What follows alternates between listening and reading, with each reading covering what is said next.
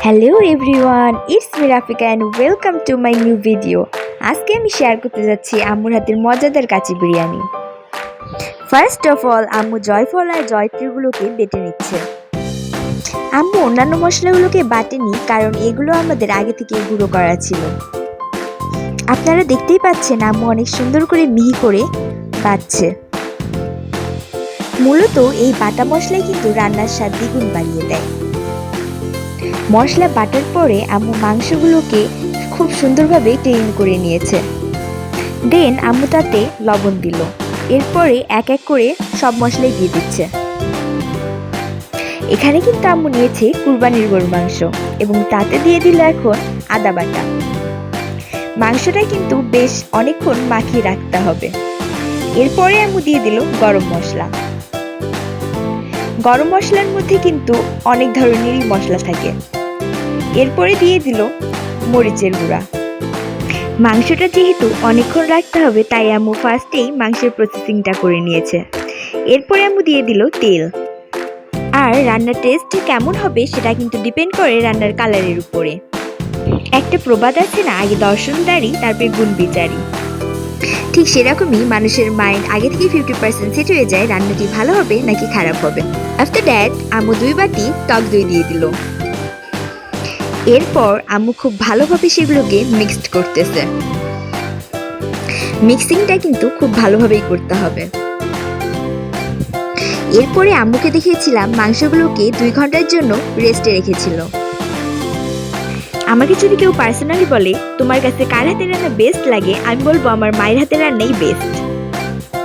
আমার মনে হয় পৃথিবীর প্রত্যেকটি ব্যক্তিরই তাদের মায়ের হাতের রান্না তাদের কাছে বেস্ট লাগে। দেখতে দেখতে আম্মুর মিক্সিং প্রায় শেষই হয়ে গেল। এরপরে আম্মু 2 ঘন্টার জন্য ফ্রিজে রেখে দিয়েছিল। এরপর আম্মু পেঁয়াজের ব্রেস্তা করেছিল। আম্মু যে প্যানে রান্না করতেছে এটা কিন্তু আমাদের অনেক পুরনো, তাই একটু কালো হয়ে গেছে, কিন্তু আম্মু এটাতেই বেশি কমফোর্টেবল ফিল করে। তাই আম্মুর অন্য প্যান থাকা সত্ত্বেও আম্মু এটাতেই রান্না করে। এক কথায় আসক্ত হয়ে গেছে এটার উপরে। যাই হোক, এবার আম্মু চালটাকে ধুয়ে নিচ্ছে। এটা হচ্ছে চিনি গুঁড়া পোলাওয়ের চাল। খুব ভালোভাবে চালটাকে ধুয়ে এরপরে একটি পাত্রে, যেখানে আম্মু পানি গরম দিয়েছিল আগে থেকেই, পানিটিতে দিয়েছিল গরম মশলা, তেল আর লবণ। এরপরে চালগুলো সেখানে দিয়ে দিচ্ছে। চাল দেওয়ার পরে 50% সেদ্ধ হওয়া পর্যন্ত অপেক্ষা করেছিল। এরপরে দেখতে দেখতেই চালটি সেদ্ধ হয়ে গেল। এরপরে এটিকে একটি ঝুড়ির মধ্যে ঢেলে দিল পানিটিকে নিংড়ানোর জন্য। দেখতেই পাচ্ছেন চালের ভাপে আমার ক্যামেরাটি ঘোলা হয়ে গিয়েছে। এবার ভালোভাবে দেখা যাবে। এখানে আম্মু 1 কেজি চালের মধ্যে হাফ কেজি মাংস নিয়েছিল। হাফ কেজির একটু বেশি ছিল মাংস। এরপরে আলু ভেজে নিয়েছিল। ফার্স্টে আম্মু ছোট ছোট করে দিয়েছিল, কারণ বাসাই তো খাবো এই কারণে। এরপরে কাজটা কিন্তু আমি করেছি, একটা কাজ আমি করেছি, যেটা হচ্ছে জর্দার রঙের সাথে আর দুধ দিয়ে এটাকে আমি গুলিয়েছিলাম।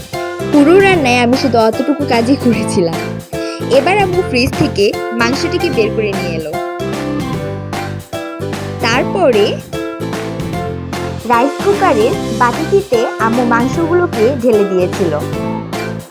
পরের রান্নাটুকু আম্মু রাইস কুকারেই করেছিল। এরপরে এটার উপরে দিয়ে দিল হাফ সেদ্ধ পোলাওয়ের চাল। একেবারেই কিন্তু সম্পূর্ণ চাল দেয়নি, আস্তে আস্তে করে মনে হয় 3 স্টেপে দিয়েছিল। হ্যাঁ, 3 স্টেপে পোলাওয়ের চাল দিয়েছিল। পোলাওয়ের চালটা সুন্দরভাবে চারপাশে ছড়িয়ে দিল। এরপরে আম্মু এটার উপরে দিল পেঁয়াজ ব্রেস্তা। আম্মু পেঁয়াজ ব্রেস্তাটা অত কড়াভাবে কিন্তু ভাজিনি, দেখাই যাচ্ছে হালকাভাবে ভেজেছিল। তাতে কিন্তু একটা আলাদা কিন্তু একটা টেস্ট আসে। পেঁয়াজ ব্রেস্তাটা সুন্দরভাবে দিয়ে দিল। এরপরে আম্মু দিয়ে দিল আলু বোখরা। আর আম্মু আলু বোখরা দিতে কিন্তু আমি 2টো চেয়েও নিয়েছিলাম, কারণ আলু বোখরা অনেক টেস্ট। এরপরে আম্মু এটার উপরে দিয়ে দিল আলু। এরপরে আম্মু দিয়ে দিল ওই যে আমি একটা কাজ করেছিলাম ওটাই, জর্দার কালার গুলিয়েছিলাম সেগুলো হালকাভাবে দিয়ে দিল। এরপরে আম্মু আরেকটা লেয়ার করলো সেম ভাবে।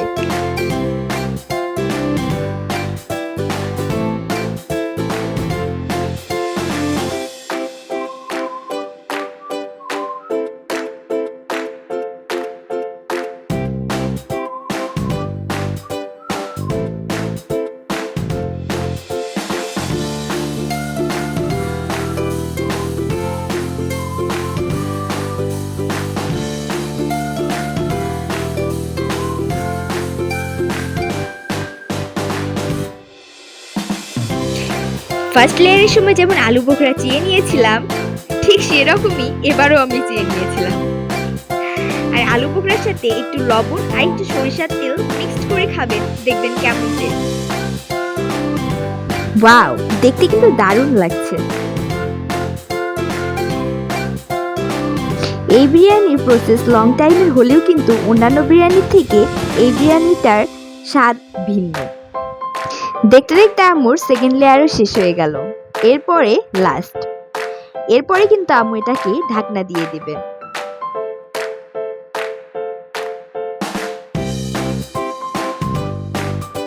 এবারও কিন্তু আম্মু একইভাবে জর্দার রং আর আলু বোখরা দিয়েছিল।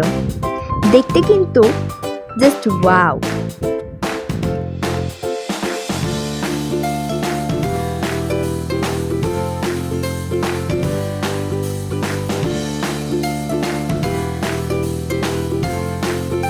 এই পার্টটা কিন্তু খুবই ইম্পর্টেন্ট, কারণ যদি আমরা এইভাবে ফুটো ফুটো করে না দিই তাহলে কিন্তু নিচে লেগে যাওয়ার সম্ভাবনা থাকে। এই ফুটো ফুটো দেওয়ার কারণই হচ্ছে নিচ থেকে পানিগুলো উপরে উঠে আসা এবং সমানভাবে সিদ্ধ হওয়া। এরপরে দেখতে দেখতে শেষ হয়ে গেল। এখন খাওয়ার পালা। আমার ছোট বোনের তো অনেকক্ষণ আগে থেকেই খিদে পেয়ে গেছে। এরপর আম্মু কিন্তু সার্ভ করে দিল। এখন আমি আমার প্লেটে নিয়ে নিলাম। এডিট করার সময় কিন্তু আমার এখনো খেতে ইচ্ছে করতেছে এবং আমি এখনই যে আবার খাবো। এই খেতে খেতেই আমি এত মোটা হয়ে গেলাম। যাই হোক, আর এখন দেখতে পাচ্ছেন আলুটা কত সফট হয়েছে। আমার কিন্তু আলু খেতে অনেক ভালো লাগে। মাংসটাও কিন্তু অনেক সফট হয়েছে, দেখাই যাচ্ছে। আর আম্মু যখন বিরিয়ানি রান্না করে আমি আম্মুকে ফার্স্ট শর্ত দিই, আলু কিন্তু দিতেই হবে। এরপরে আমি দেখতেই পাচ্ছেন খাওয়া স্টার্ট করে দিয়েছে। আর এত মজা হয়েছিল, কি আর বলবো।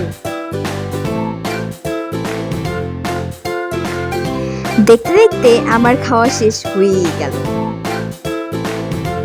একেবারে প্লেটের একটি খাবারও আমি রাখিনি, দেখতেই পাচ্ছেন। খাওয়া শেষ, এখন হাত ধোয়ার পালা। তারপরে হাতটা ধুতে ধুতে আমি আমার আজকের মতো ব্লগটা শেষ করে দিলাম। আসসালামু আলাইকুম।